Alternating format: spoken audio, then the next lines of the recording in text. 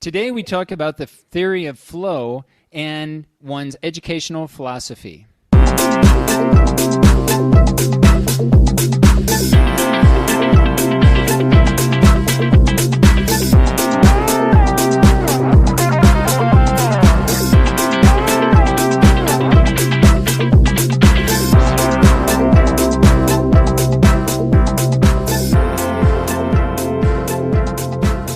Hello and welcome to Teacher Learning Cast. This day, September 8th, 2018. This is episode number 21. My name is Benjamin Stewart, calling from beautiful Aguascalientes, Mexico. And this is Piry Herrera. Again this morning, fresh morning here in Aguascalientes. Last night we had a heavy rain for a while, but it's a nice day, a little bit of fog. The Cerro del Muerto disappeared for a while, but here we are, ready to go. Hello, everybody in all media, YouTube, Facebook, and everywhere you're watching us live or on demand. We are here to talk about education, teaching, learning, and to practice English if you just want to do so. We got a lot of stuff going on here at where we work. Piry and I teach at the Universidad Autónoma de Aguascalientes. We're in a teacher training program, and we've got a conference coming up on Monday and Tuesday of this week, and so we're all getting geared up for that. And I know, Piry, you're planning on giving a talk. I'm planning on giving a couple of talks as well. And we hope to see some locals here that are here in the area. Hopefully they can come by and attend the conference. Yes, we invite you all to join us. It's going to be a 2 days round in which we're going to have some people from the outside, some students of ourselves, some graduate students doing some talks. And we're going to see how this goes. This time, I'll be talking about reflection for lifelong learning. And it will cover a little bit something that I want to share with you today as a tryout for my talk. And I know, Ben, you're giving a couple of talks. What are they going to be about? Yeah, I'm going to give one talk on performance tasks, which I think those who have visit us and watch some of our prior recordings might be familiar with. So I'll be talking a little bit about performance task and assessment, and I'll give another talk on lifelong learners and really what not only students in our BA but also in-service teachers can do to be better lifelong learners. So I'm looking forward to that, looking forward to attending some of the talks from our graduate students who graduated from the BA. A lot of them are coming back and giving talks from research that they've done. So I'm really looking forward to seeing some of those students or some of our graduate students and seeing what they have to say. So really we want to extend the invitation. Hopefully if you're available here locally around Aguascalientes, to come by and attend the conference. Really looking forward to it. And really having the opportunities to watch and learn from some of our past students. Right. This is all part of our academic life, but at the same time, it's part of our true life. And that's why we decided to come together every Saturday morning, 8:15. We gather to do these talks, to share our ideas, our experiences on teaching. Dr. Benjamin Stewart with a long trajectory here at the university and teaching and coming from the States and his studies and his PhD, and myself also with different experiences at different educational levels, and also working with teachers now for a while, and different experiences that we live in firsthand, hand to hand, like with the students themselves, in front of the group, like facing the situations, but also a lot of situations we live through our students who are pre-service teachers, and we have different experiences from them.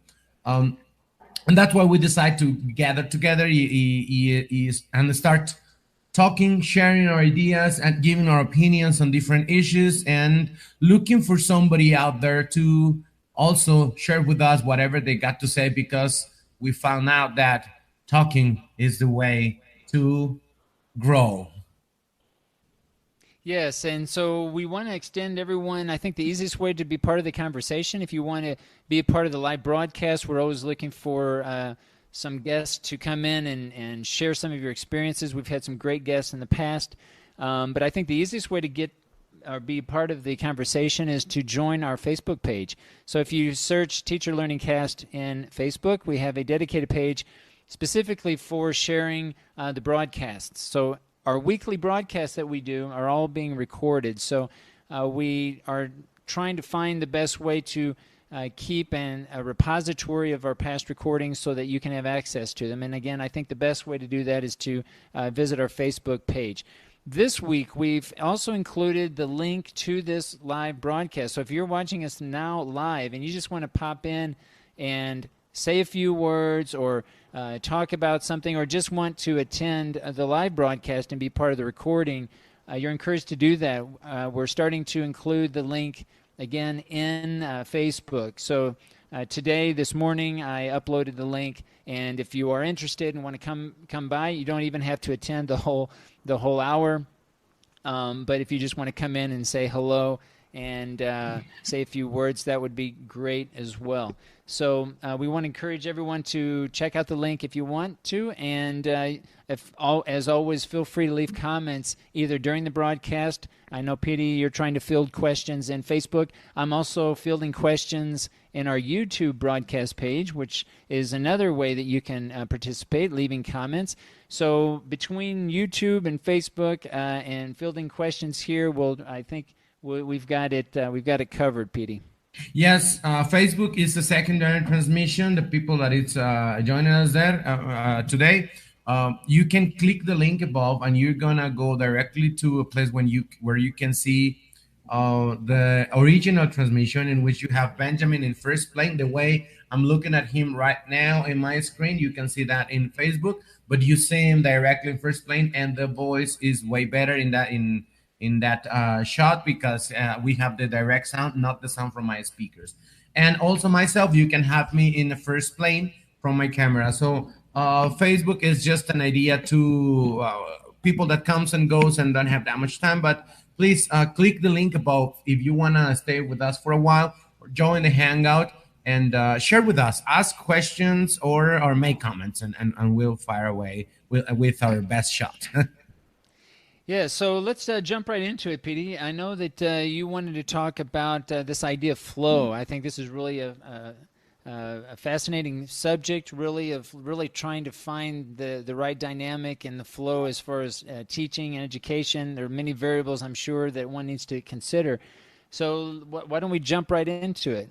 Yes, I wanna start by saying how this idea come to me. I always work with reflection with my students and with my pre-service teachers. I tell them we have three main things to do in our teaching job, which is planning, executing, and evaluating. And evaluating as a continuous part of planning of and also the execution. And this evaluation, I try to base it in reflection. I always talk about reflection. I always try to lead my students to start looking for better ways for reflecting myself. I always try to do it because I've always blew it too. So I try to look for different techniques. I've been to very interesting talks in Mestizo and other conferences to see what I can do about it. And this time I had a course on the periodo intersemestral, in between semesters, before the starting of this semester. And people that follows us or that have seen previous videos may have heard me talk about Cecilia Delgado, who is my teacher in these courses. I try to follow her. She's a psychologist. She's a very experienced psychologist. She has a radio program here in Aguascalientes in Radio BI. Every day at 6 in the afternoon, and she talks about life in general, things related to life and personal growth. And this time we were talking about different aspects for teachers themselves to sort of prevention for burnout teachers, right? So this one of the talks she mentioned, we were discussing about this theory of flow, which is mainly for, I understand it focuses a little bit more on enterprises and leadership and these kind of things. But I kind of found it interesting the way she put it for us, and that's where this idea came from. So since the beginning of the semester, I've been trying to integrate this idea to my talks about reflection, and this time it's not going to be the exception. So this is a theory that, well, the main character in here, it's a Hungarian guy named Mihai Csikszentmihalyi. Sorry about my pronunciation. I try to find the pronunciation, and that's the best way I can do it because it's spelled very weirdly with a lot of consonants in the middle. But the last name is Csikszentmihalyi. Um, and he talks about this theory of flow. So what I'm going to do now is I'm going to share my screen. Let me just run my PowerPoint presentation so you can see it. There you go. And I share my screen. All right. Yeah, there it is. Can you see my screen now, Glenn? Yes, I see it. Okay, now you're gonna see the PowerPoint presentation, which is on a slide of a little bit of a kind of a river, right? Can you see that?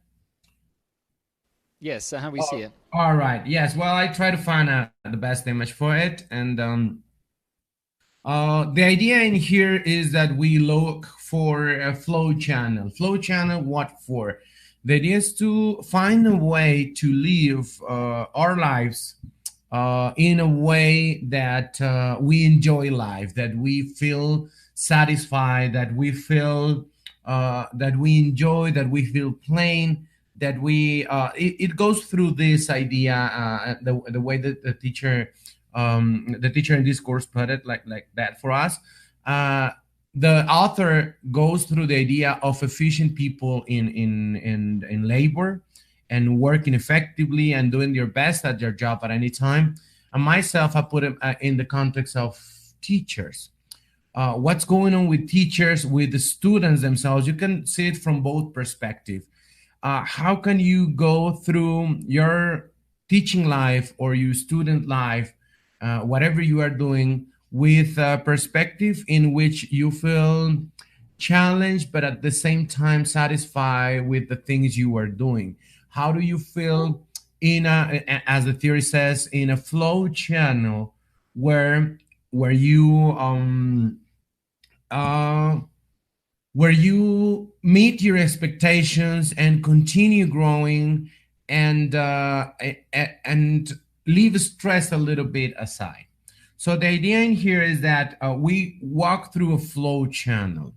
Now, I'm trying to represent the graph this author uses, but I also had the idea that maybe the flow channel doesn't have to be linear, right? Or just one same channel. I believe that you may have different branches or different ways to go in your path as a teacher, since we are human beings, and there are different aspects in our humanity which needs to grow and needs to flow. All right, but the idea, well, is to in every single of them to flow and have this channel. All right, so in here the idea is that we have challenges and skills in our everyday life activities. Our plane in here is going to be, our left plane is going to be representing the challenges, and our plane in the horizontal plane is going to represent the skills with a degree of low quantity and high quantity, low quantity and high quantity of skills. All right, here we go, little by little. So you start an activity, or you are performing an activity as a teacher. You are working in your daily life. You are having your path in this teaching world, in your classes, in your courses, the kind of levels you teach, whatever age your students are, and you are in a certain situation which is represented by this the circle here in number 1. And the idea in here is to follow and flow through the channel, right? But what may happen also, according to this theory, is that when you have a time already doing the same thing in the same way, you tend to go through different paths, not exactly through the flow channel. You tend to go to two different areas. One which it's going to be uh, represented by this circle number two, and we are going to call them that it's a place in which you feel bored. Why? Because you've been doing the same thing for a while, you've been working in the same fashion for a while, and your skills start to grow little by little. Why? Because you've been doing the same thing over and over and over again. This is practice. This is reinforcement. This is maybe there was a moment of transformation in which you learn new things, but at this point you have mastered whatever you are doing, and if you are not having any kind of change of difference, you may tend to go in a position in which you start to feel boring. On the other side, it can also go through the idea of feeling anxiety. Anxiety, why?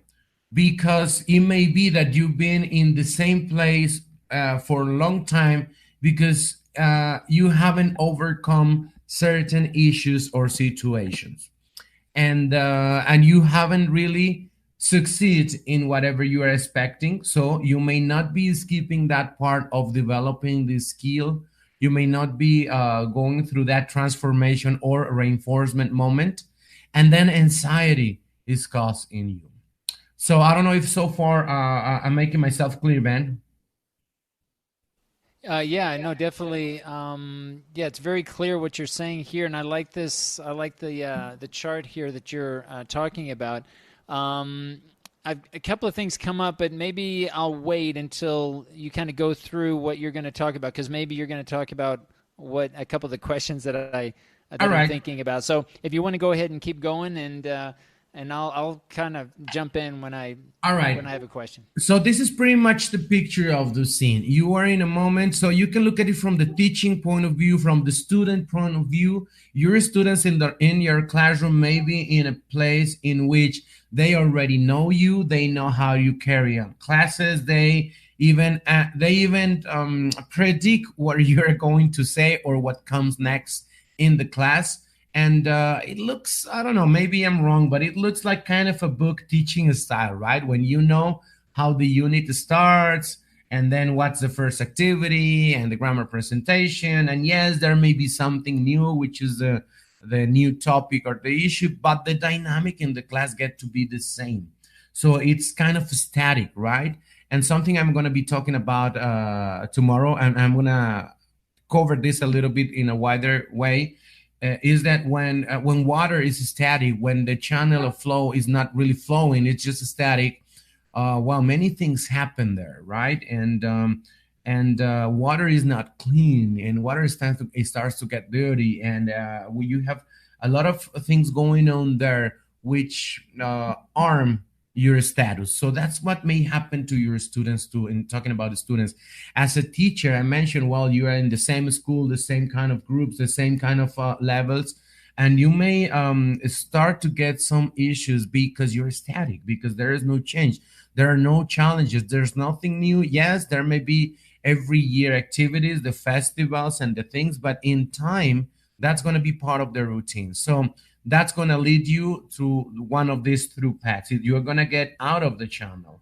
You're going to get to be bored with what you're doing, or to be anxious because you have never come to master or overcome whatever you are doing. But the idea in here is that we go through the channel and we get to point number four.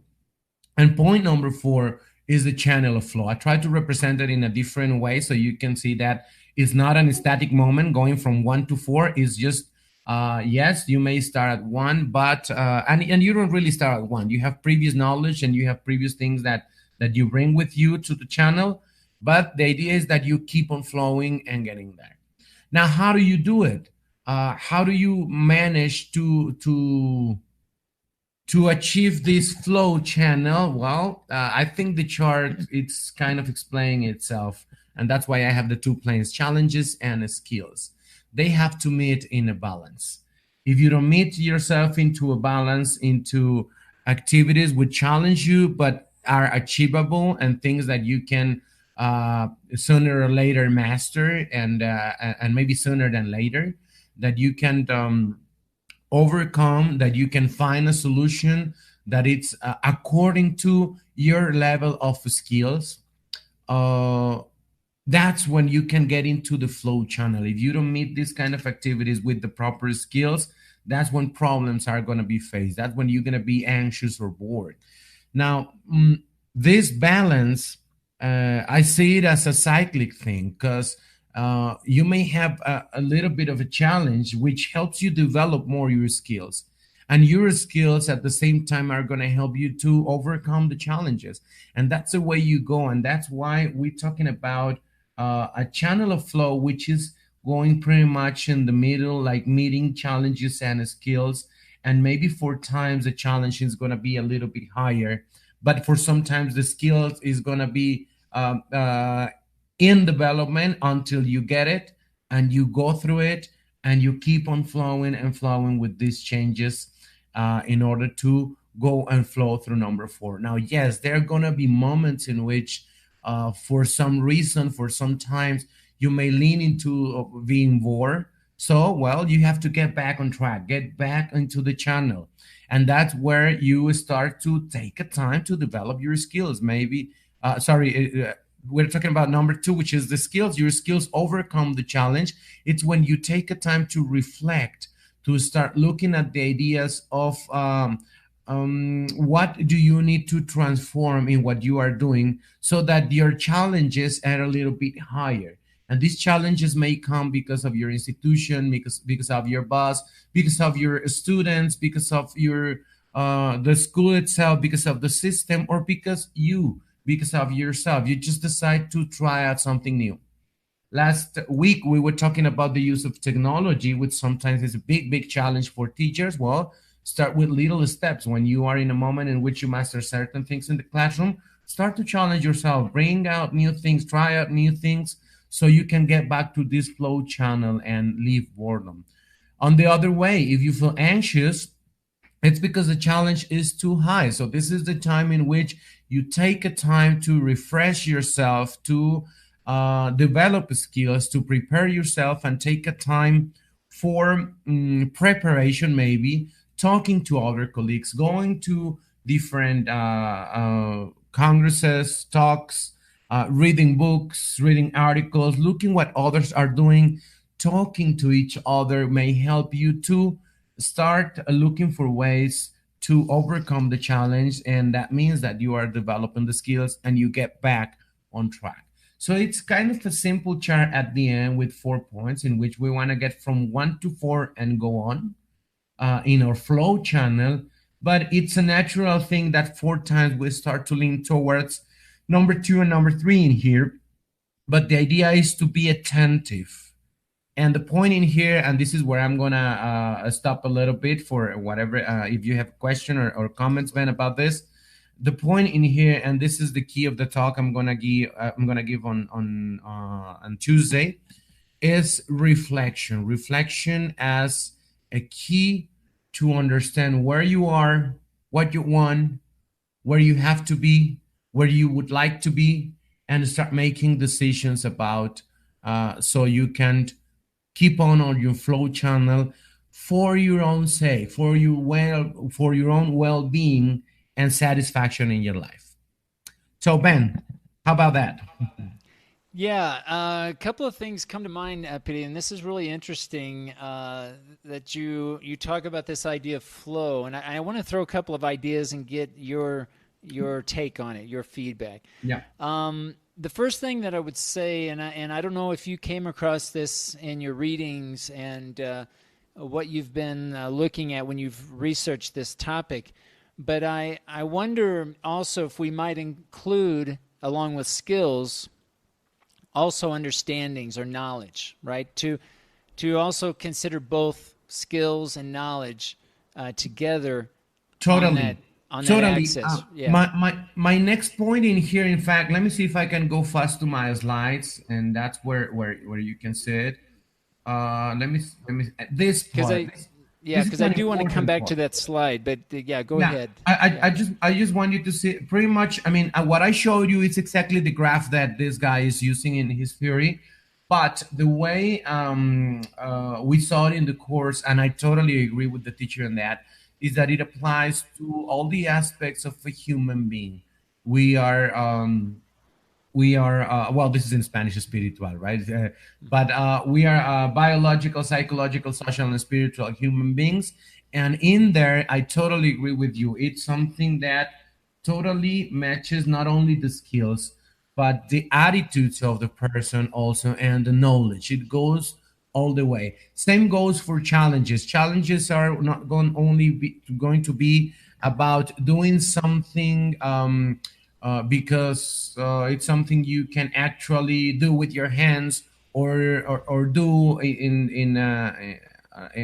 with your knowledge, right? Your capacity and knowledge. It would also apply the challenges in the different. There's a theory about demands and support, a teaching theory about demands and support, and it talks about, I guess, 7 different areas. Um, and these areas talk about psychomotor things, they talk about psychological demands, it talks about effective demands. So I think the challenges and all and the challenges in here would also be better represented by all this compendium of aspects. Maybe it's nothing related to your mental capacity, but your effective capacities to cope with certain situations. I don't know. Maybe it's an interactional demand in which you are challenged by the kind of interaction you are required to have with your students. Maybe you are required to work hand by hand as equals in a certain project, and maybe your experience or your personality, or the way you've been teaching for long, it's challenged you a lot in that capacity of lowering a little bit certain aspects of yourself in order to work as an equal with the students. I don't know if that answers a little bit that part. Yeah, no, definitely. One of the things I wanted to add here, I want to take kind of two different scenarios, and again, get your take on this. Mhm. But I see that this idea of flow and this flow channel, one thing that comes to mind is this idea of equilibrium. And what I mean by that is, let's give one scenario where we have a teacher who is willing to take challenges or take risks, try new things, and let's say that they're along maybe in this graph kind of closer to the 3 circle, where maybe the skills are a little bit lower than maybe the challenges, because I think most of us, when we take challenges, just by the definition of the word challenge, it is a challenge because we're maybe working beyond our either skills or understandings of that particular situation, right? So I feel that if one is reflective, and you brought up this idea of being a reflective practitioner, that you're being reflective in your teaching and you're having this awareness of your own development, that there's going to be a tendency to meet equilibrium, in the sense that if you're working in, let's say, in the 3 area, and you're working on these challenges and you're reflecting, you're naturally going to move back into this channel, this flow channel.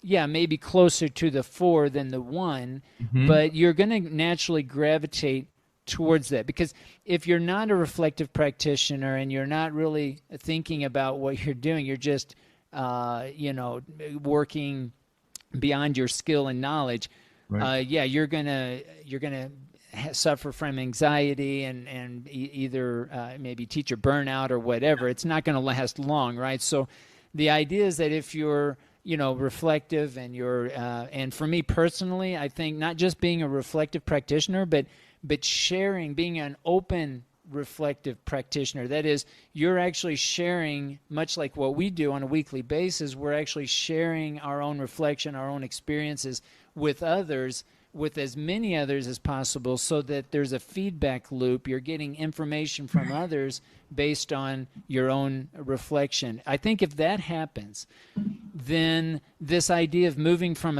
back and forth between a 3 and a 4, back and 3 and a 4, you're going to move up this flow channel. And I see it kind of a back and forth, again, moving from periods of anxiety, which I think is not necessarily a bad thing, Yep. if you're going back and forth and meeting this point of equilibrium where you're coming back into the flow channel, if that makes sense. And I would contrast that, Piry, to a second scenario where, let's say that a teacher is more along the lines of the 2 area, where maybe his or her skills are advanced, but maybe the challenges, they don't take challenges, right? They're doing, and the easiest example for me is those who perhaps are using a book. They teach strictly from the book, right? Page to page to page, and it's all very methodical, and it's the same every day, drill and practice, that type of thing, where the teacher's not taking risks. But again, I think this idea of equilibrium also comes into play, because I don't think we just stay in 2. Just like I don't think teachers typically for a long period of time will stay in the 3 area. They're going to move back, and they're not necessarily going to move up the flow channel. They're going to move down the flow channel, probably moving back to 1. And again, it's going to be this back and forth where if we're not challenging ourselves, right, we're actually lessening our skills or our knowledge. And all those other categories that you just mentioned earlier, they're all affected, right? I think it's all, affected in some way. But I actually think that we can move down the flow channel just as easily as we can move up, depending on, the way that we reflect and the way that we accept challenges and risks in our own teaching practice. Yeah, I totally agree with that, because if you look from a wider point of view, teaching is not static. The new trends, life in general is not static. Generations change, technology changes, lifestyle changes, the amount of people, everything changes around, and it's in a constant flow. Yes, we can talk about other theories which talk about cyclic things, when things come back and all that kind of stuff. But there are things that cannot be undone in life in general. And if we talk about teaching, new trends, new paths, technology, from a point of view, cannot be undone. Is going to be there. Students' skills, natural skills, are going to be wider developed. I want to see, for example, my kid, my 10-year-old kid, I want to see her in the university, how she works with technology at that age, because right now she has a great skill on that. So what's going to happen to the teacher when she comes to the university about that? So that's why, yes, I agree with you.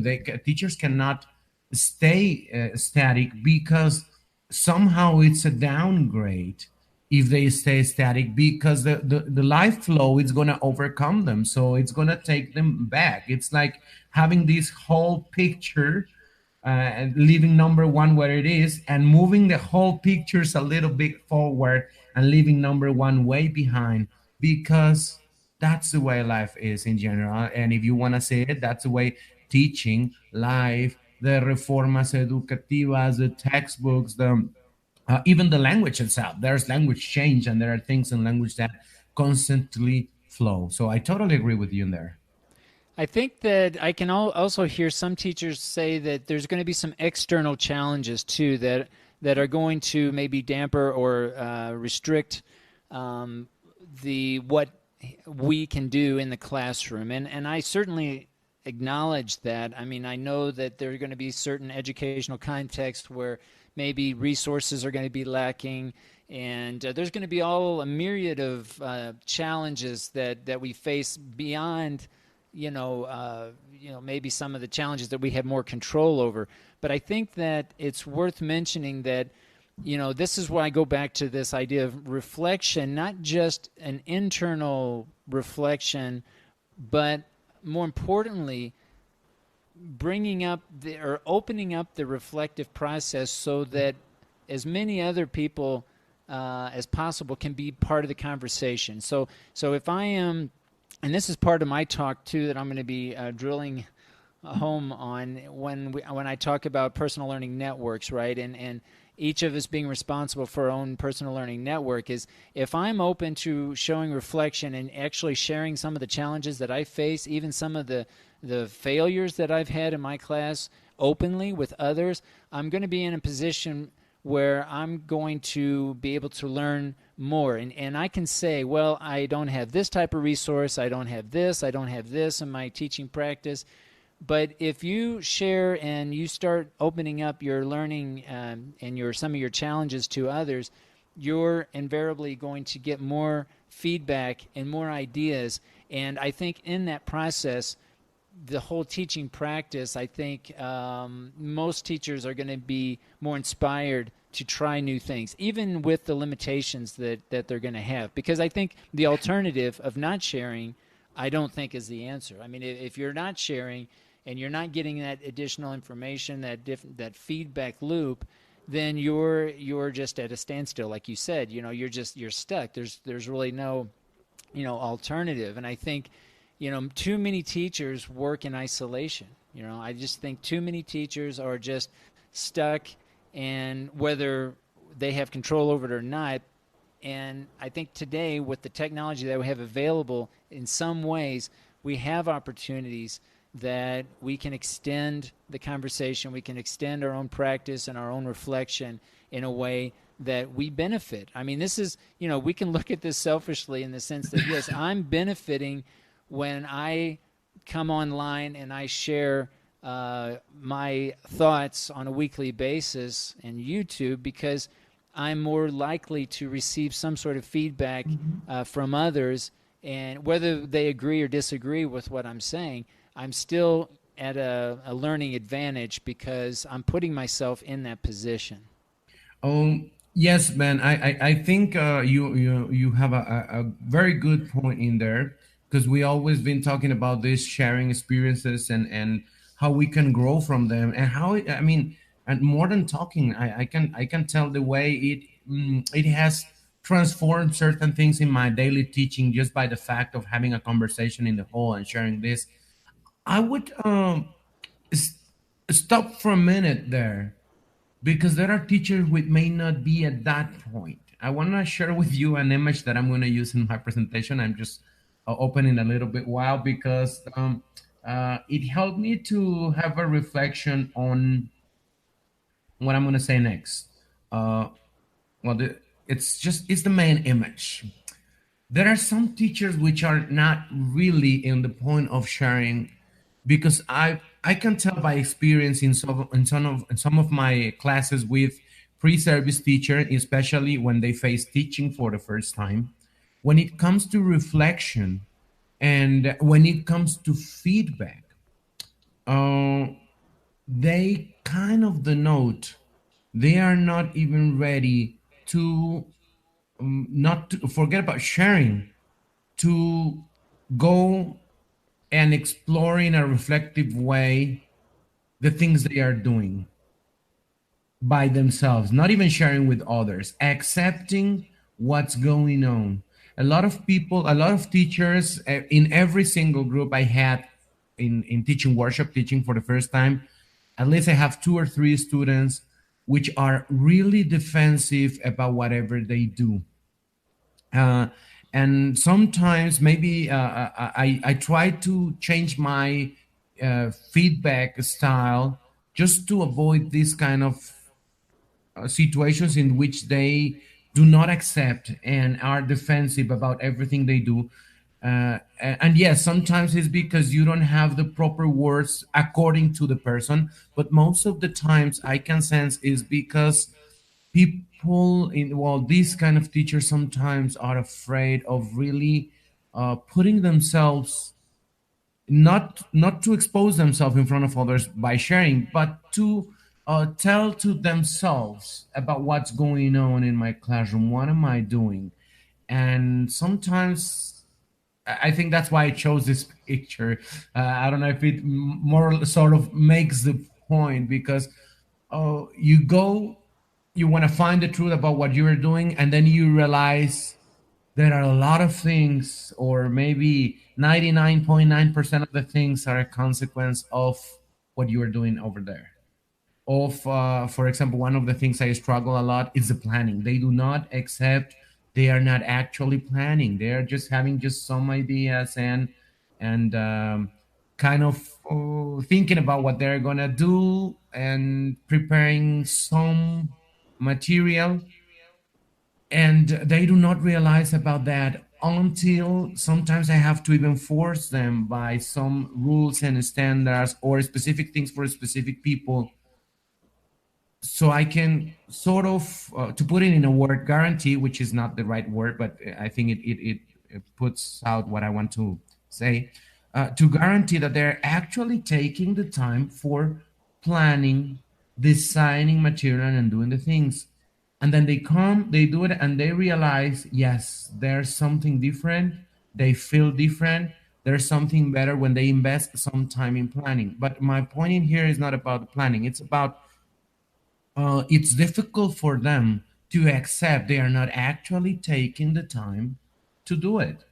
As an example of this, right? So there's people that it may not be really about, they may not be at the point of the sharing, they may be at the point of understanding the way reflection works and the importance of being honest with yourself. And this is, I'm not going to go over that because this is what I'm going to be talking on Tuesday. I'm going to be exploring a little bit some general characteristics. There are many approaches for reflection, but I'm going to talk about a simple one, a three steps reflection, so you can actually go through these ideas and start putting on the table honestly for yourself a reflection which helps you to overcome this lack of flow, this static situation or downgrading situation in which um, you don't move forward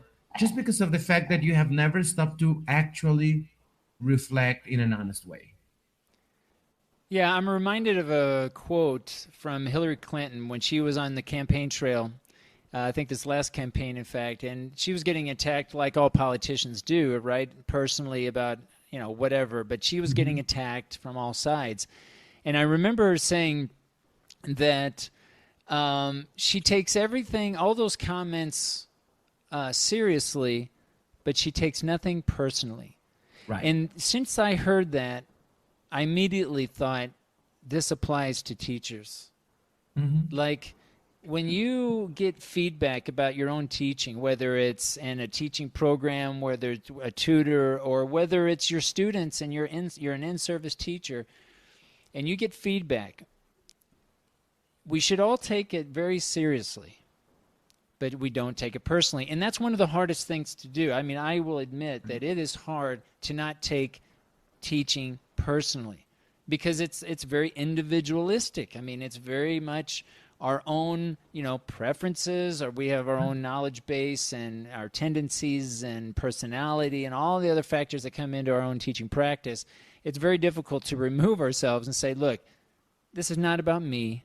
This is still about the students, right? Of course, I'm the teacher, but it's not about me. It's about what they're doing, their learning experience, and what I can do as the teacher to provide that. So one of the things that I'm doing this semester, kind of along these same lines, is that in my writing class, in my prophet class, this is a writing class for learners. They're pre-service English language teachers at about an A2 level, English proficiency level. But I'm having my students write a weekly journal. Every week they write a paragraph about what they liked for the week, what they disliked, what came easy for them, what was challenging for them, even suggestions, what strategies they were using, what could they do differently in the future. All these different reflective types of questions. I give them options, and I gave them a long list of questions that they could answer. But I'm opening up myself, obviously, right? Because, they could very easily say, well, I didn't like, and they do. Some students will say, I didn't like this, this was hard, or whatever the type of feedback. But I'm first of all trying to give my students the voice of offering that feedback so that they know that I'm listening, and I'm trying to make adjustments. Now, you might say, well, you're just opening up yourself, right? And you're, you could very easily get a lot of negative comments and so on.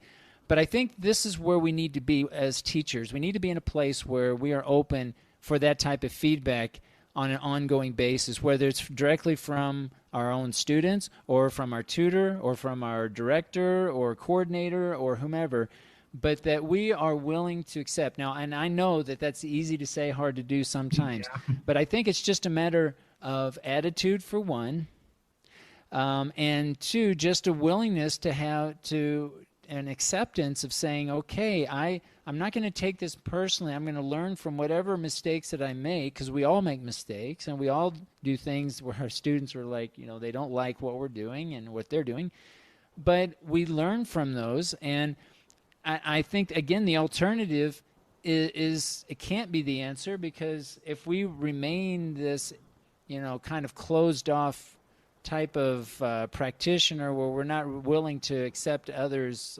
opinions, then we're not going to be in a good place to be lifelong learners as we get into the field, right? And you're talking maybe specifically about teacher trainers, right? And I know that there's going to be a transition, hopefully, from this idea of not really being used to receiving feedback, but then over time being more willing to do that. But if teachers are leaving a program, teaching program, and they're not willing to be open, then we're sending teachers in the field that aren't really going to be prepared to better themselves. That's my feeling, is that if they're not getting it from a teacher program, or if they're just not getting it on their own, then they're going to remain, more than likely, they're going to remain closed off and not willing to accept that. And we all know some teachers that are like that. They're not open to outside opinions, and they're very closed off. And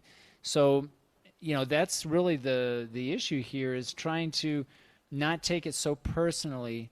And I feel that for me personally, it's actually liberating, even though sometimes it's scary, because of course Yeah. none of us wants to hear negative Hmm. comments, right? That's normal, and that's part of the process. But I look at it as a challenge. I look at it like, okay, this week didn't go that well. What can I do next week? And I turn that into a challenge, as you mentioned with your graph. Okay, I'm going to move myself up to the challenge area, maybe beyond my skill, with the hopes of, increasing my knowledge and skills as we go along, right? As I go along. So, yeah, I just want to throw that out there. This idea of not taking teaching so personally, and just kind of opening up the experience a little bit more with others. Yeah, and I agree with you. And what I'm gonna do in the talk is I'm gonna make an analogy about a river in water. I'll focus a little bit on the preparation before sending the message. Right today, I just went right through the flow theory, but the idea in here is that you have to nurture yourself. You have to refresh yourself. I mean, we are teachers, and whatever class you're teaching, whatever you are doing, you are working with human beings, and you are putting some of yourself in others. Seeds that were planted in you before, you're gonna pass them on, and they're gonna take some of you, and whatever you do in the classroom is going to affect lives, literally is going to affect a life, at least for that day, at least for that class. Sometimes is for life, sometimes it's something serious and it's for life. So how can you give if you don't nurture yourself? You have to constantly keep on refreshing, and the way to do that is to give away. That's why I'm going to make the analogy. I mean, I have a lot of slides. I would like to share them all with you now. I'm going to share one more if you allow me, because it's one of the keys also, and it makes exactly the point you are just talking about. What if I don't share? What if I don't go through this? I'm going to put my screen. And I'm going to run my slide. All right, can you see that? Yes, I see it. Do you know what that is? It says down there in the link. Oh, the Dead Sea. That's the Dead Sea, exactly. That's water that is static, that it's there, that is not flowing, is not going through the flow channel, is not giving anything away. It just gets there to evaporate. And there's no life in the Dead Sea, and that's why it's called the Dead Sea. Because it's the lowest point on Earth below sea level, and it doesn't flow. The water does not go out, it just evaporates. And that's pretty much the analogy I want to make that day. Um, because that's the way it can happen to us if we are not open to share whatever we got in ourselves, to put it out there, to see what's going on. We're not going to get nurtured, we're not going to get refreshed, we're not going to get new water, we're going to be static, and nothing is going to grow in there. And I think uh, the most interesting thing for me when I found out about the Dead Sea a while ago, when I was a teenager, I knew about the Dead Sea. I had a talk about this specifically on another context. But the interesting thing is that it's the end of the Jordan River, and the river is full of life. It's a totally different situation. But as the flow of the river continues right over here, the flow of the river starts to get salty and a little bit more salty and a little bit more salty, because it approaches the lowest point on earth where water does not go out, where water just stay there to evaporate. So, and in this process of evaporation, salt is the one that is left out there, and it's not good for life all around. And this is pretty much part of the message I want to launch there, and it's exactly what you said technically about teaching. We have to risk it, and we have to start by reflecting honestly about ourselves, reflecting and thinking about what we're doing, how we're doing it, how we want it to be, how we would like ideally to be, how we would like it to be. And in order to have a path of flow and start working towards it. And now with the dynamic you saw in the other graph, which is exactly the following in there, well, start working on your skills and on your challenges, but not being static, because that's what is going to arm your profession in that sense. I think that's pretty much the message I'm going to send Tuesday. So if you are around, and we're going to have our conference on Monday and Tuesday at the Universidad Autónoma de Aguascalientes. So if you're here locally, feel free to check it out. Check out Piry's talk. Unfortunately, I think I have a talk the same time, Piry, as you have yours, so I won't be able to attend yours. But I'm sure we'll be talking and expanding on many of the comments that we talk about during our presentations next week and our subsequent broadcast here in Teacher Learning Cast. So do stay tuned. And also be part of the conversation. Feel free to leave comments in our Facebook page. Let us know what your thoughts are, what your perspectives are. If you disagree with what we have to say, feel free to voice your opinion. If there are topics that you want us to address in the future, also let us know there. If you ever want to be part of the conversation and actually want to add or come into our Hangouts, we're always looking for people to either interview or just have a casual conversation with regarding anything educational. So, do reach out to us if you want to be part of the conversation, and we'd be happy to have you on. Also, if you are interested in finding some of our past recordings, there are many links in the Facebook page, and we have a dedicated page for Teacher Learning Cast, and you can find a lot of the videos that we have made. All of our Saturday recordings are made available so that you can access those at your leisure.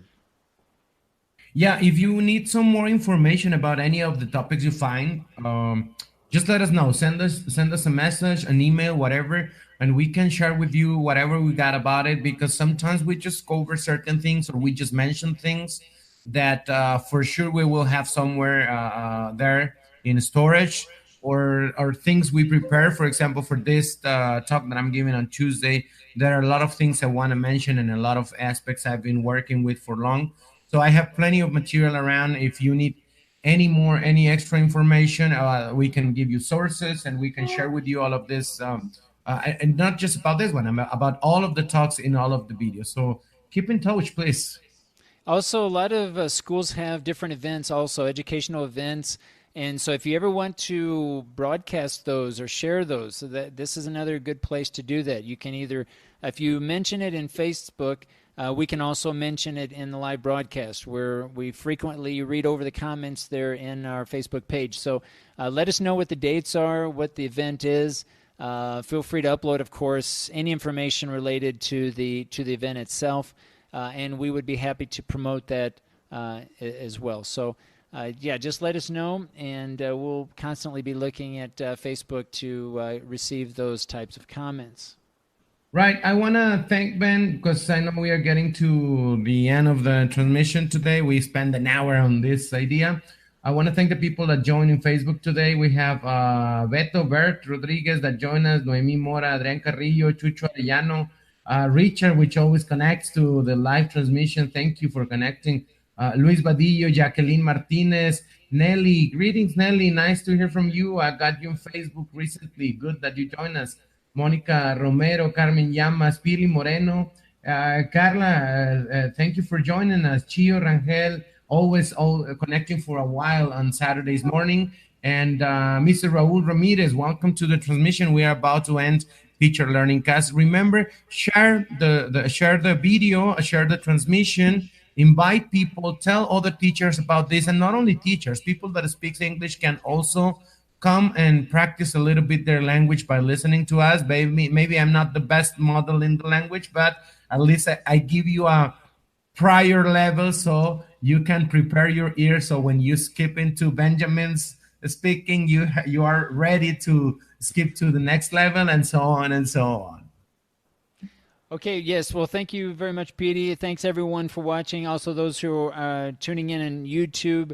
And I think we'll go ahead and conclude this week's broadcast. Thanks, everybody, for watching, and we will see everyone next week. Thank you very much. Keep on learning.